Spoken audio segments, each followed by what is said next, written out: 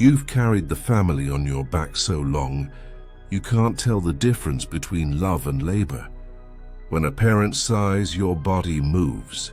When they withhold approval, your chest tightens and you work harder, softer, nicer. You became dependable before you became adult, fluent in weathering moods, filling gaps, explaining misunderstandings, preventing explosions. Somewhere along the way, the role swallowed the person, and the gifted child became the over-functioning daughter.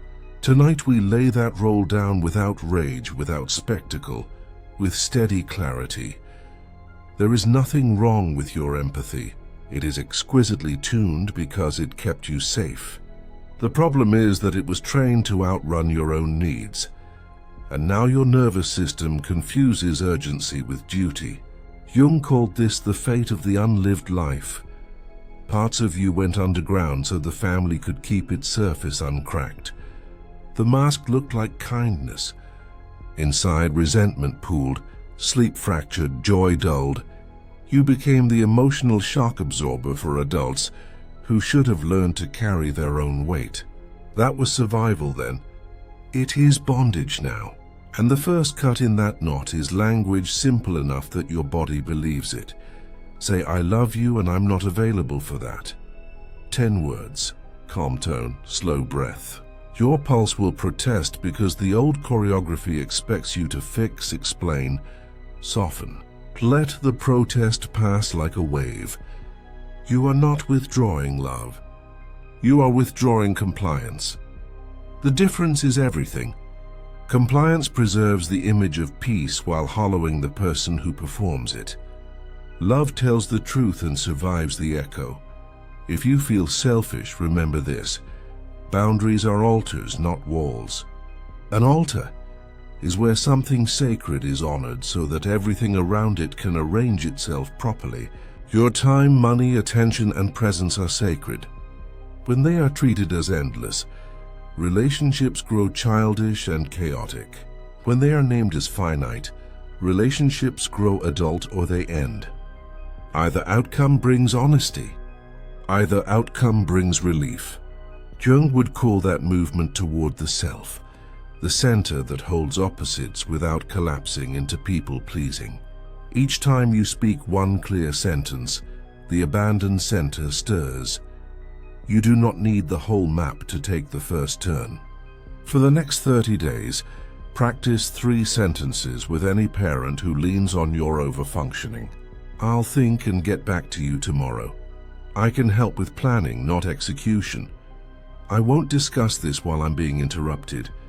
These sentences do 2 things. They return time to your body so your adult self can choose. They show your parent that intimacy with you now requires mutuality, not obedience. Some will bristle. Some will attempt guilt. Some will attempt charm. Hold the line. The line is love with a backbone. There may be grief. Roles die loudly, but underneath the noise is a different heartbeat, the one you silenced in order to belong. Tonight we turn toward it with reverence, not to abandon your family, but to stop abandoning the self that has been feeding everyone else. You are allowed to stop carrying what was never yours to lift. You are allowed to become the daughter who brings respect into the room by refusing to purchase peace with herself. Begin here. 1 breath, 1 honest sentence. And when the tremor rises, remember that trembling is not a command. It is merely memory leaving the body. Imagine the familiar request, a last-minute demand that you drive, pay, organize, mediate, and smile. Instead of leaping, name your limit and one generous alternative. I can't take that on. I'm free Sunday to talk through options. Notice the dignity in that sentence. It refuses rescue while offering relationship. Rescue breeds dependence. Relationship grows capacity. This is how roles dissolve without war, through small, consistent refusals to abandon yourself for harmony. Over-functioning daughters are often forged in houses where love had conditions hidden in plain sight. Be easy, be useful, be good, be less. A parent's unworked hunger becomes the family climate, and the most sensitive child becomes the weather reader. You learn to forecast storms from a glance, to translate sighs, to soothe with achievement, to vanish when truth rose in your throat. Jung would say a complex took root, a living knot of memory, feeling, image, and reflex organized around parental approval. It activates before thought, and by the time you notice it, you are already in the car, already sending the money, already saying yes. To unwind a complex, we do not wage war. We bring light. Begin with the smallest honest observation you can keep. My chest tightens when Mum is disappointed. Name the sensation, name the trigger, name the impulse. Then place one breath between impulse and action. In that breath lives the adult who can choose. Here the shadow appears, the disowned anger at years of managing other people's feelings while yours went unpaid. Shadow is not evil. It is energy that lost a voice. When you greet it without shame, you get heat for the boundary you feared to set. The father complex may add another strand. Perhaps approval arrived as praise for competence, never for rest. Perhaps tenderness came only after excellence. Your inner masculine developed as relentless doing, not protective structure. Detaching from overfunctioning means befriending a different animus within you, the one that builds containers, not tasks. Let it speak in sentences that protect time and attention. I'll call you after work. I have a budget for family support and it's capped. These are not punishments. They are architecture. Without architecture, love floods the room and drowns everyone. Then there is the mother complex. Some mothers do not ask directly. They leak anxiety and call it closeness. Some overturn your boundaries and call it care. Here the work is differentiation without contempt. Refuse fusion and refuse shaming stories about refusal. I can listen. I won't take responsibility for your choices. I hear you're lonely. I'm not available tonight. Can we plan Saturday? Notice the pairing of empathy with limit. Fusion hears limit as betrayal. Maturity hears it as intimacy. You are inviting a new relationship where two adults meet, not one adult and her errand. Projection complicates the field. Your parent may project their disowned helplessness onto you, casting you as the competent savior who must never tire. You in turn may project your disowned neediness onto them, hoping for a childhood repair that no phone call can supply. Withdraw both projections with a sentence you whisper to yourself after every interaction. I am not her parent and she is not my God. It sounds stark. It frees the nervous system. Because the body carries the bill, watch its signatures. Does your jaw clench the moment your ringtone shows family? Does your calendar swell with unspoken obligations? Create a ritual that returns you to center before responding. Stand. Place a hand on your sternum. Exhale longer than you inhale 3 times. Ask one question. What would self-loyalty do next? Only then craft your reply. This is not dramatics. It is repair. The inner child learns that the adult will not trade her away for approval. Over weeks, the complex softens, and the daughter who once ran the whole house walks back to the doorway of her own life and crosses it. When the call comes and the reflex surges, place the phone down and stand by a window. Name 3 colors you see. Feel your feet. Then answer with one clear line and stop. Silence protects boundaries better than paragraphs. If they escalate, repeat once and end kindly. Practice ending before explaining. Explaining is a bid for permission you do not need. Today, now we craft boundaries that stick, not speeches, not essays. Clean lines the body can remember under pressure. Think of each boundary as an altar card, brief, sacred, portable. You do not need many. You need a few you will actually use. They should be true on your worst day, not only your best. Choose sentences you can say without heat, then practice them until they feel like muscle memory. Begin with time. Overfunctioning feeds on urgency. Remove urgency and the pattern starves. I don't make same-day decisions. I'll let you know tomorrow. Use it for rides, money, logistics, visits. Tomorrow protects your nervous system and flushes out manipulations that only work when you are rushed. If tomorrow is ignored, repeat once, then end contact for that moment. Your calm repetition teaches your parent exactly where the floor is. Next is money. Family systems often confuse generosity with leakage. Set your cap in a single sentence and keep it. I have a family support budget. It's capped for the year. If the request exceeds it, do not debate fairness. Offer one non-rescuing alternative. A list of resources, a planned meeting on Sunday, a ride to the bank to ask their own questions. Every time you offer an alternative rather than compliance, you train the relationship to grow up. Communication is the third altar. Interruptions, sarcasm, and guilt hooks bend daughters back into girls. Install a rhythm. I'll speak when you're done. Please let me finish when I start. If the rhythm is ignored, pause and say, I'm available for conversations that include listening. I'll try again later. This is not punishment. It is a filter for adult dialogue. You are not forcing anyone to change. You are choosing the conditions under which you participate. When blame spirals begin, you need one sentence that separates care from caretaking. Use this. I can care about this without taking it on. It sounds simple. It is a revolution. The old role says care equals carrying. The new role says care equals presence, clarity, and choice. If they insist you are cold, return to the truth. I care. I'm not available to fix. Repeat gently. The boundary is the repetition, not the performance around it. Finally, establish the rule that repair precedes reunion. If a parent shouts, insults, or tramples a stated limit, you step away and require repair before resuming normal contact. Say, I'm willing to reconnect after we acknowledge what happened and agree on how to handle it next time. This protects connection by refusing to make your body the cost of it. It also models adult accountability without shame.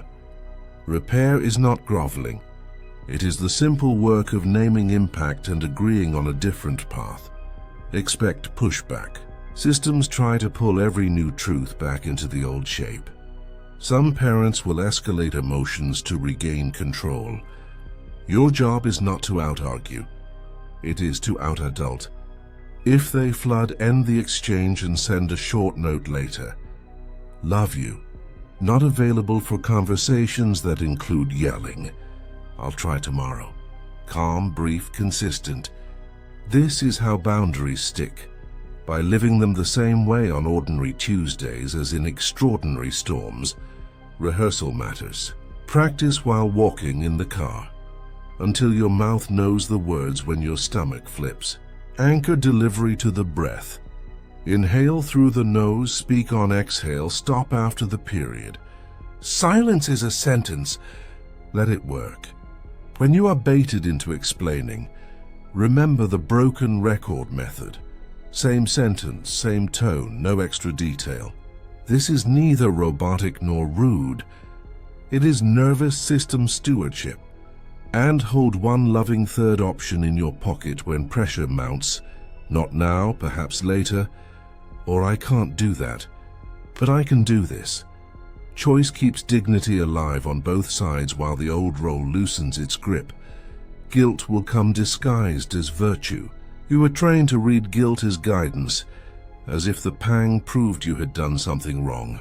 In truth, it often proves you have done something new. When the body floods with heat after you hold a limit, whisper, this is the sensation of freedom interrupting an old spell. Sit, Breathe longer out than in, and let the wave crest without moving. Guilt is a weather pattern. Do not make it a verdict.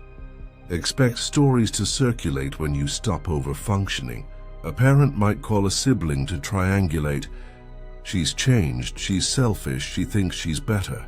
This is how systems attempt to recruit allies for the old choreography. Do not argue your character. Live your clarity. If a sibling confronts you, answer with one line that neither attacks nor defends. I'm choosing different boundaries with mom and dad. I'm still available for respectful connection with you. Then exit the debate. Debate is a net designed to drag you back into the river. Holiday pressure exposes the fault lines. Before the season begins, write your conditions on paper you can hold. How long you'll stay, what you will pay for, what topics you will step away from. Share none or some as strategy suggests, but treat the list as law. When a familiar provocation appears, politics, parenting, old accusations, say, "Not a good topic for me," stand and rinse a glass. Ritual actions signal to your nervous system that you are free to move. You do not owe commentary on why. Refusing bait without hostility is adult power in motion. Some parents escalate to tears or threats when limits hold. Meet tears with empathy and structure. I hear this is hard. I'm not changing my decision. Meet threats with clarity and consequence. If you continue, I'll end the call and try again tomorrow. Then do exactly that. In Jungian terms, you are withdrawing the projection that cast you as the savior and allowing the other adult to meet their own shadow. This is the heart of love, refusing to steal someone else's lesson. What about care for aging parents? Boundaries do not cancel care. They refine it. Differentiate tasks you choose from roles you reject. I choose weekly groceries. I reject being the emotional spouse. I choose to organize medical transport. I reject late-night crisis calls that are not medical. When care is chosen, not coerced, resentment drains and tenderness returns. Include siblings in logistics with clear written agreements. Shared documents reduce fantasy and force reality to the center of the table. Shame may whisper that you owe repayment for childhood, even when childhood cost you. Repayment is not the same as responsibility. Responsibility asks, "What is mine to carry now?" Repayment demands your life. Place your palm over your heart and say, "I release the debt I never owed." It will feel radical because the family story depended on your unpaid labor. You are authoring a new story that assigns every adult their own work. When smears appear on group texts or at gatherings, resist the urge to litigate. Reply once simply, "I won't participate in conversations that attack family members. I'm stepping out here." Block if necessary. Your silence will be called arrogance by those who relied on your defense. Let them discover their own voices. Your task is not to be liked by the past. It is to be loyal to the future self you are becoming. Grief follows progress like a shadow at dusk. You will miss the fantasy parent you served, the one you hoped would appear if you worked harder. Light a candle, name 3 things you gave and bless them. Then write 1 page answering, "What does myself want from family?" Let the answer be specific and possible. Reality, not longing, is the soil where love grows. Self-loyalty is the quiet art that replaces over-functioning. It does not shout, it holds. It does not harden. It clarifies. It grows when your choices match your values under pressure, not just in calm. You will know it by 3 signs. Your body exhales after you speak, your calendar matches your consent, and your love feels clean again. From a Jungian view, this is individuation made ordinary. the self reclaiming the daughter from the role that once devoured her. Build a weekly rhythm that keeps you aligned. On Sunday evening, review 7 days gently. Where did I abandon myself? Where did I keep faith? What boundary wants reinforcement? Write 2 lists for the coming week. A yes list that names what you will give, and a no list that names what you will not. Put both where your eyes can see them before you answer a message. Ritualize a small reward whenever you honor either list, because the nervous system learns through repetition paired with relief. Invite healthier intimacy by making space only for relationships that respect your edges. If a parent begins to meet you as an adult, welcome that with warmth and steadiness. Do not over-celebrate the first good week. Systems wobble before they settle. Track consistency over time. Trust slow. Trust what happens on the 3rd request more than the 1st apology. Honor small repairs with sincere gratitude, not with full rescues. Gratitude is oxygen for growth. Rescue is fertilizer for regression. There will be days you want to prove you are still a good daughter by over-delivering. Pause and ask, what am I trying to buy? If the answer is approval, stop. If the answer is love, remember that love can be offered only by a whole person, and you cannot be whole while breaking your word to yourself. Your family deserves the real you, not the exhausted actor who performs closeness by abandoning herself. If someone insists that only the actor counts, let the relationship thin until reality is visible again. Absence is sometimes the only teacher a system will heed. Keep language simple, repeatable, and kind. I'm not available for that. I'll decide tomorrow. I won't discuss this when I'm being interrupted. Care, yes. Rescue, no. Each line is a stone that builds a path back to yourself. Walk it every day. The path will look plain to others, but your inner landscape will change. Colors sharper, sleep deeper, breath steadier. You will discover that loss you feared was mostly the shedding of a mask that could never breathe. In time, your presence will teach more than your arguments ever did. Parents who can grow will feel safer around your clarity. Parents who cannot will drift to the edge of your life, where they can no longer siphon your time or peace. Neither outcome makes you cruel. It makes you honest. This honesty is the opposite of rebellion. It is adult loyalty to the true center. And from that center you can bless freely again, because giving no longer requires self-erasure. You are no longer the over-functioning daughter. You are the woman who brings respect into the room by the way she treats her own soul. For 30 days, follow a simple cadence after any family contact. Breathe out longer than in, drink water, and answer 3 questions in a notebook. Was I self-loyal? If not, where did fear steer me? What will I say next time? Close the page with 1 line of promise to yourself, dated and signed. Carry a small stone in your coat pocket as a tactile reminder that your no has weight. Touch it before you answer. Let the body learn what the mind already knows.